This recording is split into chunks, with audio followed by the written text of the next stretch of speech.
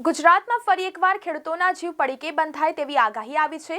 ફરી એકવાર ગુજરાતના ખેડૂતો પર માવઠાની ઘાત આવી છે। અરબ સાગરથી ભેજવાળો પવન આવતા વરસાદ પડવાની શક્યતા છે। તો જાણો કયા કયા વિસ્તારમાં છે વરસાદની આગાહી, જોઈએ આ અહેવાલમાં। ફરી એકવાર ગુજરાતના ખેડૂતો પર માવઠાની ઘાત છે। ફરી એકવાર ગુજરાતમાં માવઠાની હવામાનની આગાહી આવી છે।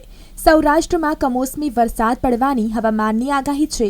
તો આગામી 24 કલાકમાં હળવો વરસાદ પડવાની શક્યતાઓ છે, જેમાં અમરેલી, રાજકોટ અને દ્વારકામાં હળવો વરસાદ આવી શકે છે। અરબ સાગરથી ભેજવાળા પવનો આવતા વરસાદ પડી શકે છે। હવામાન વિભાગના ડાયરેક્ટર ડોક્ટર મનોરમા મોહંતીએ જણાવ્યું કે આગામી 5 દિવસ ગુજરાતમાં કમોસમી વરસાદની આગાહી છે।